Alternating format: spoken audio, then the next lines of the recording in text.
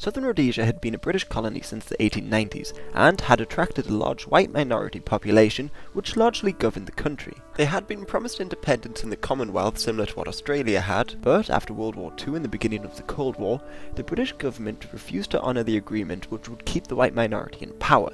So, in the 1950s, Southern Rhodesia united with Nyasaland, now Malawi, and Northern Rhodesia, now Zambia, to try and strengthen their position politically. But the decolonisation of Africa began to move rapidly in the early 60s, and many white Rhodesians began to fear that a crisis would erupt, like in Congo, if the black majority took power. So in 1962 the right-wing Rhodesian Front Party was elected, initially led by Winston Field and then by Ian Douglas Smith after 1964.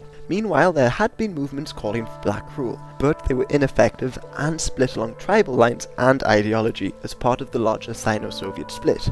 By 1963 there were two main groups who struggled for power. Joshua Nkomo led the Soviet-backed and largely Ndebele ZAPU and their armed wing Zerpa, while Sithole led the Chinese-backed and largely Shona ZANU and their armed wing ZANLA. As clashes between these two groups erupted in early 1964, the Rhodesian government arrested many of their leaders and forcing the others into exile. Then, after Malawi and Zambia gained independence and seeing negotiations for their own independence had failed, Rhodesia declared independence in 1965. The British, who now saw Rhodesia as a sort of rebel republic, were quick to embargo the state, leaving them with only one ally, South Africa. This accelerated the cause for the black nationalists. Although some date the start of the war to 1964 when a white farmer was killed, the first real battle took place in 1966 when the Rhodesian forces killed 7 members of ZANLA who had crossed the Zambian border. The guerrillas continued to gain very little until the early 1970s, when their leaders, who were trained by the Chinese and Soviets, changed tactics. Notably, the Chinese trained ZANU. When infiltrating Rhodesia using hit-and-run tactics, they also began to educate the people in the countryside on their cause. Plus, leaders like Robert Mugabe, the new head of ZANU, were released from prison in 1974.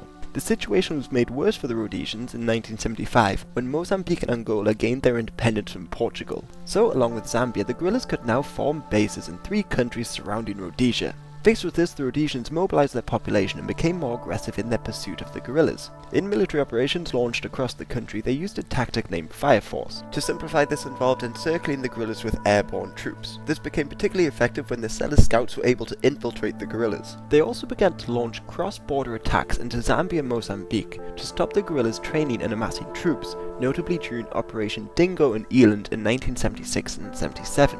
They were largely successful, but in 1977, largely because of these attacks, the UN passed a resolution denouncing the minority government as illegal. Plus, by then, the war had encouraged thousands of men to join the guerrillas. This allowed them to increase the number of raids and lay more mines in the roads. Plus, ZANLA bombed a Woolworth store in 1977 and raided the capital's fuel depot in 1978, while Zerpa shot down 2 passenger aircraft in 1978 and 79.